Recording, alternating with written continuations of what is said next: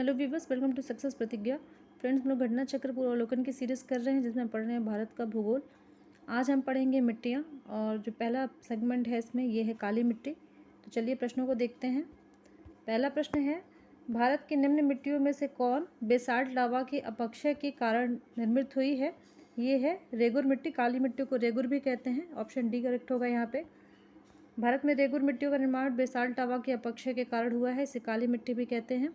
ये मिट्टियाँ दक्कन ट्रैप के ऊपरी भागों में विशेष रूप से महाराष्ट्र, मध्य प्रदेश, गुजरात, आंध्र प्रदेश तथा कर्नाटक में पाई जाती हैं। भारत में काली कपास मृदा की रचना निम्नलिखित में से किसके अपक्षय के कारण हुई है? ये हुई है विदरी या फिशर ज्वालामुखी चट्टानों के अपक्षय के कारण। ऑप्शन बी सही हो इसमें। रेगुर किसका नाम है? रेगुर किसका नाम है? ऑप्शन सी करेक्ट होगा, काली मिट्टी।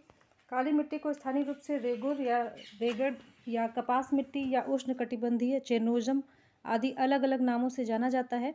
भारत में इस मिट्टी का विस्तार मुख्यतः महाराष्ट्र और साथ ही पश्चिमी मध्य प्रदेश, गुजरात आदि राज्यों के क्षेत्र पर मिलता है। रेगुर मिट्टी सबसे ज़्यादा है, महाराष्ट्र में सबसे ज़्यादा रेगुर मिट्टी है। ऑप्शन ए करेक्ट होगा। काली कपास मिट्टी निम्नलिखित में से किस नाम से भी जानी जाती है? तो इसे रेगुर के नाम से भी जाना जाता है। ऑप्शन डी करेक्ट है। कथन ए है, दक्षिणी ट्रैप की रेगड़ मिट्टियाँ काली होती हैं। कारण आर है, उसमें ह्यूमस की प्रचुर मात्रा होती है। तो इसमें ए सही है, आर गलत है। ऑप्शन सी करेक्ट होगा। दक्कन ट्रैप की काली मिट्टी को रेगड़ या रेगुर के नाम से भी जाना जाता है। यह कपास की खेती के लिए अत्यधिक उपयुक्त होती है।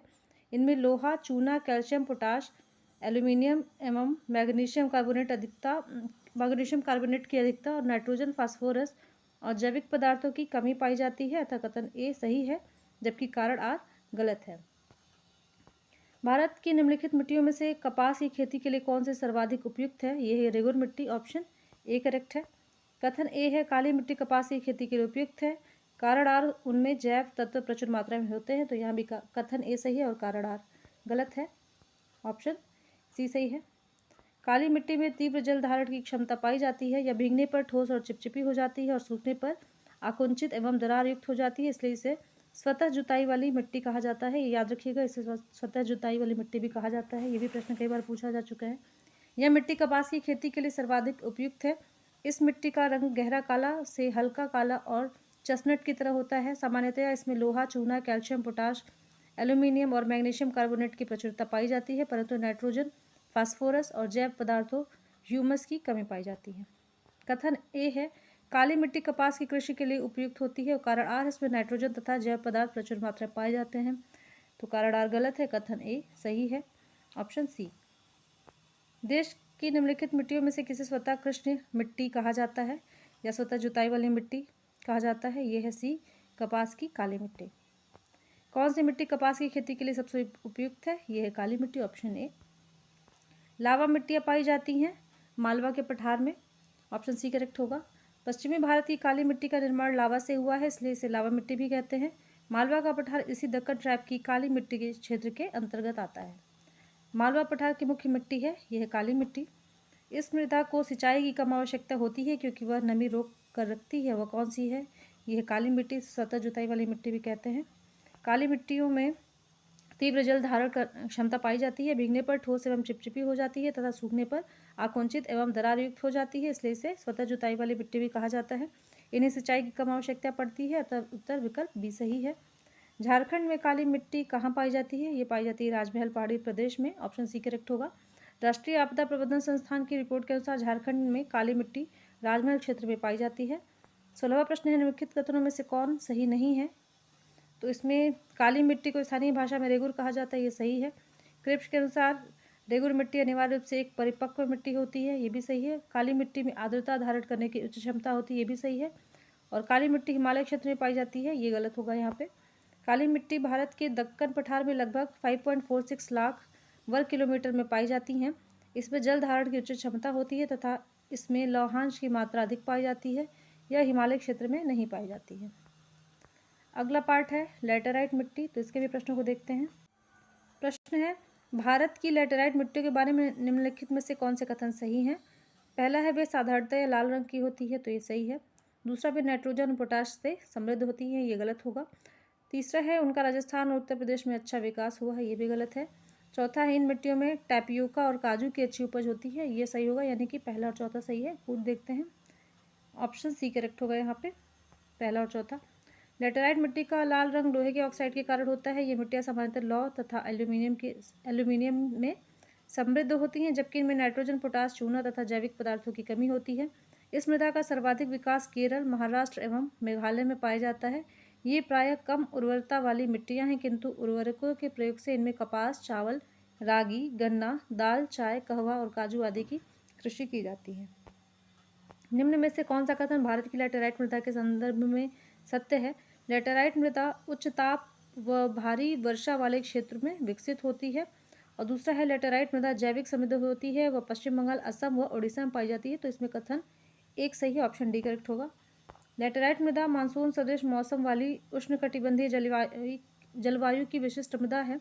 उष्णकटिबंधीय भारी वर्षा के कारण होने वाले तीव्र उपक्षालन क्रिया के परिणाम स्वरूप लैटेराइट मृदा का निर्माण होता है, परंतु इस मृदा की उर्वरता कम होती है, अर्थात इनमें ह्यूमस की कमी होती है। यह मृदा केरल, पूर्वी तमिलनाडु, उड़ीसा, मेघालय, छोटा नागपुर पठार आदि क्षेत्रों में पाई जाती हैं।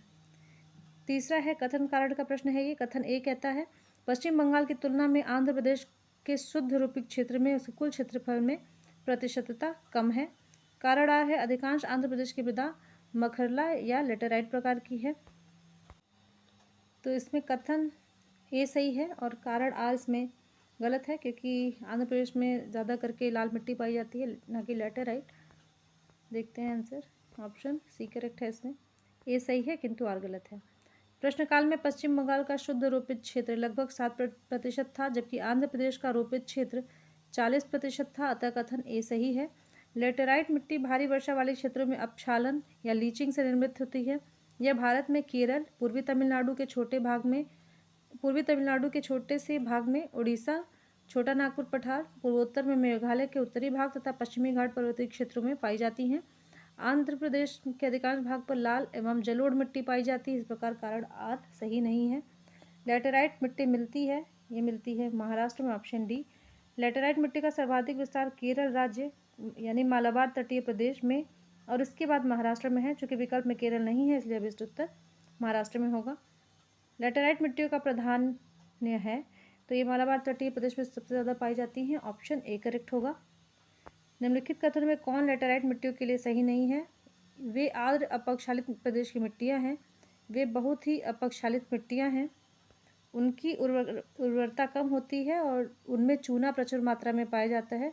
तो डी जो है इसमें गलत है, बाकी सारे सही हैं। लेटेराइट मिट्टियों में नाइट्रोजन, फास्फोरिक अम्ल, पोटास, चूना और कार्बनिक तत्वों की कमी पाई जाती है। भारत में निम्नलिखित में से कौन सा मृदा प्रारूप लोहे का अतिरेक होने के कारण अनुर्वर होता जा रहा है? यह है डी लैटेराइट। उपयुक्त मिट्टियों में से केवल लैटेराइट में ही लौह ऑक्साइड पाया जाता है। स्पष्ट है कि लैटेराइट मृदा लोहे का अतिरेक होने के कारण अनुर्वर होती जा रही है। अगला पाठ है दोमट या जलोढ़ मिट्टी। पहला प्रश्न है जलोढ़ मिट्टी के संदर्भ में नीचे दिए गए 4 कथनों में से सही कथन को चुनिए। यह मिट्टी भारत के कुल भूभाग के करीब 14% हिस्से में पाई जाती है। इस मिट्टी में फास्फोरिक एसिड भरपूर मात्रा में पाया जाता है। तो सही कथन चुनना है तो ऑप्शन बी ही इसमें सही है, यानी कि जलोढ़ मिट्टी में फास्फोरिक एसिड भरपूर मात्रा में पाया जाता है। और बाकी के ऑप्शन थे यह मिट्टी रेल, थूर, चौपन जैसे नामों से जाना जाता है, ये गलत है। और यह मिट्टी उपजाऊ नहीं होती, ये भी गलत है। बी ऑप्शन सही है इसमें। जलोढ़ मिट्टी में पोटाश, फास्फोरिक एसिड, चूना और जैव पदार्थों की प्रचुरता पाई जाती है, परंतु इसमें नाइट्रोजन और ह्यूमस की कमी होती है। राष्ट्रीय मृदा सर्वेक्षण एवं भूमि उपयोग नियोजन ब्यूरो के नवीनतम शोध के अनुसार भारत के 33.5% भाग पर जलोढ़ मिट्टी का विस्तार है। यह सर्वाधिक उपजाऊ मिट्टी है। अम्लीय मिट्टी को स्थानीय रूप से रे, थूर, चौपन, ऊसर, कल्लर जैसे नामों से जाना जाता है। अगला प्रश्न है भारत में सबसे अधिक उपजाऊ मृदा कौन सी है? यह है जलोढ़ मृदा, ऑप्शन सी। जलोढ़ मृदा भारत की सबसे अधिक उपजाऊ मृदा है। इसमें नाइट्रोजन की मात्रा कम होती है। जलोढ़ मृदाएं मूलतः हिमालय के निक्षेपों से बनी होती हैं। निम्नलिखित में से कौन सी मिट्टी नदियों द्वारा निर्मित है? यह है जलोढ़ मिट्टी, ऑप्शन सी।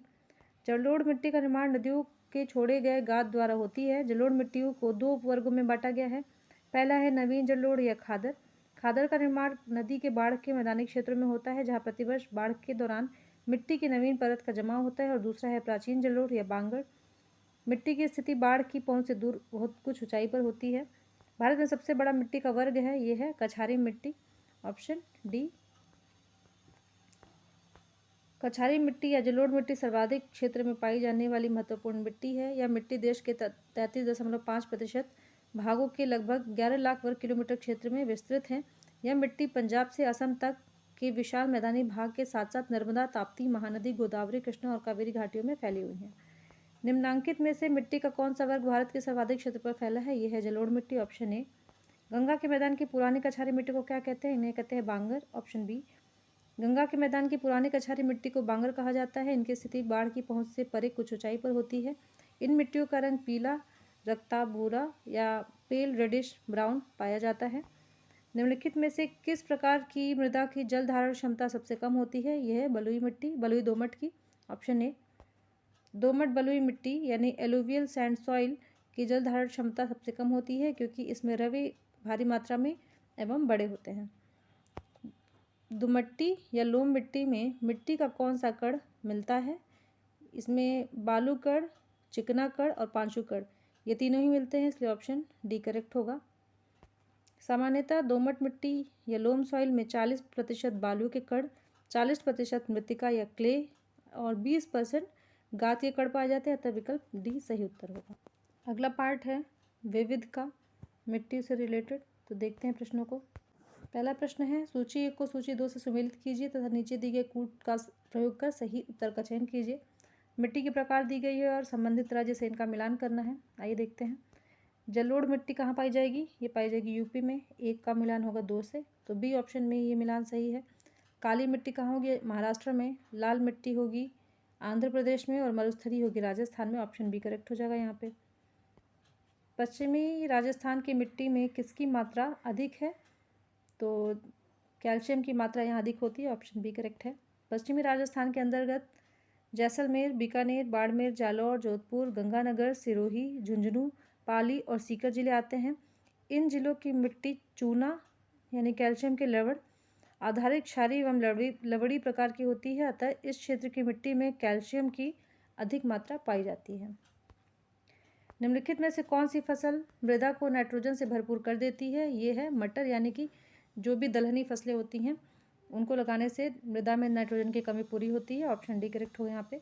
दलहनी फसलें वायुमंडलीय नाइट्रोजन स्थिरीकरण के कारण के द्वारा मृदा को नाइट्रोजन से भरपूर कर देती हैं। मिट्टी में नाइट्रोजन का स्थिरीकरण करने वाली प्रमुख फसलें इस प्रकार हैं: अल्फाल्फा, ड्राई बीन्स, गार्बेंजो बीन्स, मटर, सोयाबीन, उड़द आदि, अतः विकल्प डी सही उत्तर है। भूमि की उर्वरता बढ़ाने के लिए निम्न में से कौन सी फसल उगाई जाती है? तो उड़द, क्योंकि ये भी दलहनी फसल है, ऑप्शन सी होगा यहाँ पे। उपर्युक्त फसलों में से भूमि की उर्वरता बढ़ाने के लिए उड़द की फसल उगाई जाती है। कभी कभी इसका हरी खाद के रूप में भी उपयोग किया जाता है। भारत के कुछ भागों में यात्रा करते हुए आप देखेंगे कि कहीं कहीं लाल मिट्टी पाई जाती है। मिट्टी के इस रंग का प्रमुख कारण क्या है? तो ये है फेरिक ऑक्साइड की विद्यमानता। फेरिक ऑक्साइड के कारण इस मिट्टी का रंग लाल होता है, ऑप्शन सी करेक्ट होगा। लाल मिट्टी का निर्माण जलवायु परिवर्तनों के परिणाम स्वरूप रवेदार एवं कायांतरित शैलों के विघटन एवं वियोजन से होता है। इस मिट्टी में सिलिका एवं आयरन की बहुलता होती है। इस मिट्टी का लाल रंग फेरिक ऑक्साइड की उपस्थिति के कारण होता है, लेकिन जल योजित रूप में यह पीली दिखाई देती है। भारतीय मृदाओं में जिस सूक्ष्म तत्व की सर्वाधिक कमी होती है वह है जिंक यानी जस्ता, ऑप्शन डी। भारतीय मृदाओं में प्रश्नगत सूक्ष्म तत्वों में से जस्ता की सर्वाधिक कमी होती है। 7वां है कथन और कारण का प्रश्न।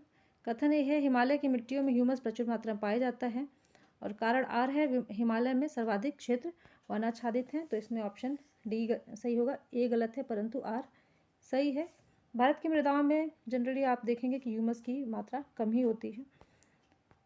हिमालय की मिट्टियों में ह्यूमस का अभाव होता है, जबकि हिमालय में सर्वाधिक क्षेत्र वनाच्छादित है। इस प्रकार कथन ए गलत है, जबकि कारण आर सही है। करेवास मृत्तिका जो जाफरान के उत्पादन के लिए उपयोगी है, और जाफरान क्या है? केसर का एक स्थानीय प्रकार। तो करेवास मृत्तिका कहाँ पाई जाती हैं? ये पाई जाती हैं कश्मीर, हिमालय में, ऑप्शन ए। जाफरान या केसर की खेती के लिए कश्मीर घाटी प्रसिद्ध है, जो करेवा मिट्टी या वदूर में उपजाई जाती है या ताजे जल द्वारा जमा की गई मिट्टी है। पौधों को सबसे अधिक पानी किस मिट्टी में मिलता है? तो ये मिलता है चिकनी मिट्टी, ऑप्शन ए। चिकनी मिट्टी में जल धारण की क्षमता सबसे अधिक होती है, इसलिए पौधों को सबसे अधिक पानी इसी मिट्टी में मिलता है। चिकनी मिट्टी में 50% से कम गाद, 50% तक मृतिका व बालू की कुछ मात्रा पाई जाती है। इसमें वायु का आवागमन कम होता है, जिससे जल क्रांति हो जाती है। अगला प्रश्न है, निम्नलिखित में से किस कण का व्यास 0.002 मिलीमीटर से कम होता है? तो ये है मृतिका यानी कि क्ले। ऑप्शन ए करेक्ट होगा। मृतिका या क्ले का व्यास 0.002 मिलीमीटर से कम होता है, जबकि गाद का व्यास 0.02 मिलीमीटर से 0.06 मिलीमीटर के मध्य तथा महीन बालू या रेत का व्यास 0.6 मिलीमीटर से 2 मिलीमीटर के मध्य होता है। तो सबसे जो छोटा कण है क्ले, उसके बाद है गाद और उसके बाद है बालू। अगला पार्ट है अम्लीय एवं क्षारीय मृदा। पहला प्रश्न है, निम्नलिखित कथन ऊसर मिट्टी के संबंध से है। पहला है, चूने का प्रयोग कर इसे सुधारा जा सकता है। तो ये गलत है, क्योंकि चूने का प्रयोग अम्लीय मिट्टी के लिए किया जाता है। और दूसरा है, इस मिट्टी का पीएच 7 से अधिक होता है, ये सही होगा। और तीसरा है, इस मिट्टी में धान की फसल उगाई जा सकती है, तो ये भी सही है। दूसरा और तीसरा कथन इसमें सही है। ऑप्शन देखते हैं। ऑप्शन बी 2 और 3 सही हैं। ऊसर मिट्टी का पीएच मान 7 से अधिक होता है। इस मिट्टी में जीवाश्म नाइट्रोजन और जिंक की भारी कमी होती है। इसके उपचार के लिए पायराइट, जिप्सम और ढैंचा की हरी खाद का प्रयोग किया जाता है। इस प्रकार की भूमि पर ऊसर सहनशील धान की प्रजाति जैसे नरेंद्र, संकर, ऊसर धान 1, ऊसर धान 2 आदि उगाया जाता है। चूने का प्रयोग ऊसर मिट्टी के उपचार की जगह अम्लीय मिट्टी के उपचार में प्रयुक्त होता है, अतः विकल्प बी सही उत्तर है। सामान्य फसलें उगाने के लिए उर्वर भूमि का पीएच मान कितना होने की संभावना है? तो ये 6 से 7 के बीच में होनी चाहिए। ऑप्शन सी करेक्ट है। मिट्टी का पीएच मान कम होना मिट्टी की अम्लीयता को तथा पीएच मान अधिक होना मिट्टी की क्षारीयता को बतलाता है। अधिक अम्लीय या अधिक क्षारीय मिट्टी सामान्य फसलों के लिए उपयुक्त नहीं होती है। सामान्य फसलें उगाने वाली मिट्टी का पीएच मान 6 से 7 के मध्य होना आवश्यक होता है। तेजाबी मिट्टी को कृषि योग्य बनाने हेतु निम्नलिखित में से किसका उपयोग किया जा सकता है? तो कैल्शियम का प्रयोग, माफ़ कीजिएगा, लाइम यानी कि चूने का प्रयोग किया जा सकता है। ऑप्शन ए करेक्ट है। तेजाबी या एसिडिक मिट्टी को कृषि योग्य बनाने के लिए सामान्यतः चूने का प्रयोग किया जाता है। चूने को लाइम कहते हैं इंग्लिश में। उल्लेखनीय है कि मिट्टी के अधिक अम्लीय या अधिक क्षारीय होने पर यह सामान्य फसलों की कृषि के लिए उपयुक्त नहीं रहती। मिट्टी में खारापन एवं क्षारीयता की समस्या का समाधान है, तो खेतों में जिप्सम का उपयोग। तो अम्लीयता के लिए चूने का प्रयोग और खारापन के लिए जिप्सम का प्रयोग। ऑप्शन बी करेक्ट है। मिट्टी की क्षारीयता को बदलने और उसमें खारेपन को हटाने के लिए जिप्सम या कैल्शियम सल्फेट का प्रयोग किया जाता है। साथ ही चूने की लीचिंग के लिए कम से कम 1 फीट जल की भी आवश्यकता होती है। अगला प्रश्न है, किसका उपयोग मिट्टी की लवणता या क्षारीयता को इस समस्या का दीर्घकालीन हल है? यह है जिप्सम। Option B. भारत में सर्वाधिक क्षारीय क्षेत्र कहाँ पाया जाता है? ये पाया जाता है उत्तर प्रदेश में। ऑप्शन डी है। प्रश्नकाल में विकल्प डी से उत्तर था। भारत की बंजर भूमि एटलस 2019 के अनुसार वर्ष 2015-16 में क्षारीयता या लवणीयता से प्रभावित राज्यों का क्षेत्र इस प्रकार है। गुजरात में सबसे ज़्यादा, गुजरात में जो क्षेत्र है वो है 763.52, हरियाणा में 65.62, पंजाब में 20.66 और उत्तर प्रदेश में है 2129.61। परंतु इस एटलस में मध्यम एवं अधिक क्षारीयता या लवणीयता प्रभावित क्षेत्रों का उल्लेख है। भारत के मरुस्थलीकरण एवं भूमि निम्नीकरण एटलस 2016 के अनुसार वर्ष 2011-13 में लवणीयता से प्रभावित राज्यों में गुजरात, हरियाणा एवं उत्तर प्रदेश के संबंधित आंकड़े दिए गए हैं। इसके अनुसार लवणीयता से सर्वाधिक प्रभावित राज्य गुजरात है। भारत में लवणीय मृदा का सर्वाधिक क्षेत्रफल है, यह है गुजरात में। Option C. लवण प्रभावित मृदाओं का सर्वाधिक क्षेत्रफल वाला राज्य कौन सा है? यह है गुजरात। Option C. मृदा का लवणीभवन मृदा में एकत्रित सिंचित जल के वाष्पीकृत होने से पीछे छूटे नमक और खनिजों से उत्पन्न होता है। सिंचित भूमि पर लवणीभवन का क्या प्रभाव पड़ता है? तो यह कुछ मृदाओं को अपारगम्य बना देता है। ऑप्शन बी करेक्ट होगा। मृदा का लवणीभवन या सलाइन बिल्डिंग मृदा में एकत्रित सिंचित जल के वाष्पीकृत होने से पीछे छूटे नमक एवं खनिजों से उत्पन्न होता है। सिंचित भूमि पर लवणीभवन होने के कारण मृदाएं अपारगम्य बन जाती हैं। निम्नलिखित में से कौन सी मिट्टी चाय बागानों के लिए उपयुक्त है? ये है अम्लीय। ऑप्शन ए करेक्ट होगा। चाय बागानों के लिए गहरी, अम्लीय और अच्छे जल निकास वाली मिट्टी की आवश्यकता होती है। जल निकासी की पर्याप्त सुविधा होने के कारण ही इन बागानों को पर्वतीय ढलानों पर लगाया जाता है। अगला पार्ट है मृदा अपरदन एवं सुधार। पहला प्रश्न है, भारत में निम्न में से किस क्षेत्र में मृदा अपरदन की समस्या गंभीर है? यह शिवालिक पहाड़ियों के पाद क्षेत्र। ऑप्शन बी करेक्ट है। दिए गए विकल्पों में शिवालिक पहाड़ियों के पाद क्षेत्र में मृदा अपरदन की समस्या गंभीर है। इसके अतिरिक्त भारत में मृदा अपरदन से सर्वाधिक प्रभावित क्षेत्र इस प्रकार हैं। पहला है चंबल एवं यमुना नदियों का उत्खात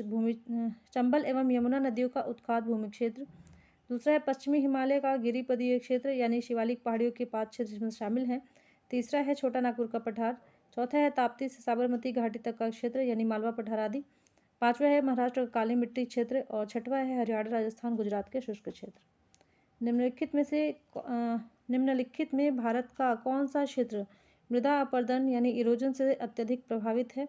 यह है दिए गए अगर ऑप्शन में देखें तो यह है डी चंबल घाटी। दिए गए विकल्पों में चंबल घाटी मृदा अपरदन से अत्यधिक प्रभावित है। तीसरा प्रश्न है, मध्य प्रदेश के निम्नलिखित में से किस जिले में मृदा अपरदन या मिट्टी का कटाव की समस्या है? यह है मुरैना। Option C. मध्य प्रदेश में चंबल और अन्य नदियों द्वारा अवनालिका अपरदन के कारण मुरैना, भिंड एवं ग्वालियर जिलों की अधिकांश भूमि बीहड़ एवं बंजर हो गई है। चंबल घाटी के खो खड्डों के निर्माण का कारण निम्नलिखित में से किस प्रारूप का अपरदन है? यह अवनालिका अपरदन। Option D. भारत के मृदा अपरदन मानचित्र को देखने से स्पष्ट होता है कि चंबल घाटी क्षेत्र में खो खड्डों का निर्माण अवनालिका अपरदन यानी गुली इरोजन के कारण हुआ है। निम्नलिखित में से मृदा अपरदन प्रक्रियाओं के सही क्रम को पहचानिए। तो सही क्रम ऑप्शन ए में ही है यानी असफाल अपरदन, परत अपरदन, रिल अपरदन और अंत में अवनालिका अपरदन। Option A. मृदा अपरदन प्रक्रियाओं का क्रमिक अनुक्रम इस प्रकार है। पहले असफाल अपरदन यानी स्प्लैश इरोजन। वर्षा की बूंदों के मिट्टी पर आघात से मृदा कणों के पृथक्करण को असफाल या बौछार या बूंदाघात अपरदन के नाम से जाना जाता है। उसके बाद आता है परत अपरदन यानी शीट इरोजन। जब मिट्टी जल के साथ बहने लग जाती है तब इसे शीट इरोजन कहते हैं। उसके बाद आता है रिल इरोजन। जब मिट्टी में छोटी एवं कम गहरी नालियाँ बन जाती हैं तो ये होता है रिल इरोजन। उसके बाद आता है गुली इरोजन यानी अवनालिका अपरदन। जब रिल अपरदन की नालियाँ बड़ी एवं विस्तृत हो जाती हैं तो ये अवनालिका अपरदन हो जाता है। और उसके बाद आता है धारा चैनल अपरदन यानी स्ट्रीम चैनल इरोजन। जब जल एक मोटी धारा के रूप में प्रवाहित होने लगता है और चैनल को तब तक अपरदित करता रहता है जब तक वह स्थिर ढाल प्राप्त नहीं कर लेता, तब ये धारा चैनल अपरदन बन जाता है। अगला प्रश्न है, कृषि भूमि में किसके पौधे उगाने से भूमि का अपरदन अधिकतम तीव्रता से होता है? ये है सरगम। Option A. विश्व वन्यजीव कोष के एक विश्लेषण के अनुसार सरगम या ज्वार किसी अन्य फसल की तुलना में भूमि अपरदन के लिए अधिक उत्तरदायी है। प्रश्नगत फसलों में क्लोवर से सबसे कम भूमि अपरदन होता है। तो सबसे अधिक होता है सरगम से और सबसे कम होता है क्लोवर से। कौन सा तरीका मिट्टी की उर्वरता प्राप्त करने का नहीं है? ये है बीज संशोधन। Option C. बाकी फसल चक्र, मिश्रित खेती और बहुफसली खेती ये तीनों ही उर्वरता को प्राप्त करने के तरीके हो सकते हैं। बीज संशोधन की विधि से उपज पर प्रभाव पड़ेगा किंतु मृदा की उर्वरता पर कोई प्रभाव नहीं पड़ेगा, जबकि फसल चक्र, मिश्रित खेती और बहुफसली खेती के द्वारा मृदा की उर्वरता को पोषित किया जा सकता है। आठवां है फसल चक्र आवश्यक है। यह आवश्यक है मृदा की उर्वरता शक्ति में वृद्धि के लिए। तो ऑप्शन सी करेक्ट होगा यहाँ पे। किसी स्थान पर कई वर्षों तक लगातार एक ही फसल के बोने से वहाँ के मृदा में कुछ विशिष्ट पोषक तत्वों की कमी हो जाती है। फसल चक्र अर्थात फसलों में परिवर्तन के द्वारा मृदा की उर्वरा शक्ति में वृद्धि होती है तथा साथ ही यह कीट नियंत्रण में भी मदद करता है। नवा प्रश्न है, मृदा संरक्षण के संदर्भ में निम्नलिखित प्रचलित पद्धतियों पर विचार कीजिए। सस्यावर्तन यानी फसलों का हेरफेर। दूसरा है बालू की बाढ़। तीसरा है वेदिका निर्माण यानी टेरेसिंग। चौथा है वायुरोध। भारत में मृदा संरक्षण के लिए उपयुक्त में से कौन सी उपयुक्त समझी जाती हैं? तो इसमें बालू की बाढ़ नहीं होती है, बाकी सस्यावर्तन, वेदिका निर्माण और वायुरोध ये तीनों ही उपयुक्त है। ऑप्शन सी करेक्ट है। मृदा संरक्षण के संबंध में प्रचलित पद्धतियों में सस्यावर्तन, वेदिका निर्माण और वायुरोध को भारत में उपयुक्त माना जाता है। भारत में मृदा अपक्षय समस्या निम्नलिखित में से किससे या किनसे संबंधित है? वेदिका कृषि, वनोन्मूलन, उष्णकटिबंधीय जलवायु। तो ऑप्शन बी करेक्ट है, केवल 2। भारत में जिन क्षेत्रों में वनोन्मूलन या वनस्पतियों का नाश किया गया है वहाँ मृदा अपरदन बहुत ही अधिक हो रहा है। इसका कारण यह है कि पेड़ पौधों की जड़ें मिट्टी को जकड़े रखती हैं, जिससे जल तथा वायु मिट्टी का अपरदन आसानी से नहीं कर पाते। इसके अतिरिक्त पेड़ों के तने पानी के बहाव की गति को कम कर देते हैं। स्थानांतरण कृषि से वनों का नाश वनों का नाश होता है और मिट्टी कट जाती है। वेदिका कृषि यानी टेरेस कल्टीवेशन मृदा अपक्षय की समस्या से संबंधित नहीं है। उष्णकटिबंधीय जलवायु भी मृदा अपरदन के लिए उत्तरदायी नहीं है। मृदा अपरदन रोका जा सकता है, ये बना रोपड़ द्वारा रोका जा सकता है। ऑप्शन सी करेक्ट होगा। मृदा संरक्षण के अंतर्गत वे सभी उपाय सम्मिलित हैं जो मिट्टी को अपरदन से बचाते हैं और उसकी उर्वरता को बनाए रखते हैं। मृदा अपरदन को रोकने के कुछ प्रभावी उपाय इस प्रकार हैं। पहला है वृक्षारोपण, यह सर्वाधिक सशक्त उपाय है। उसके बाद सोपानी अथवा समुच्च रेखीय कृषि, अतिचारण एवं स्थानांतरित कृषि पर रोक लगाना, मेड़बंदी, अतः सही उत्तर विकल्प सी है। मृदा क्षरण को रोका जा सकता है वनारोपण से। ऑप्शन सी करेक्ट है।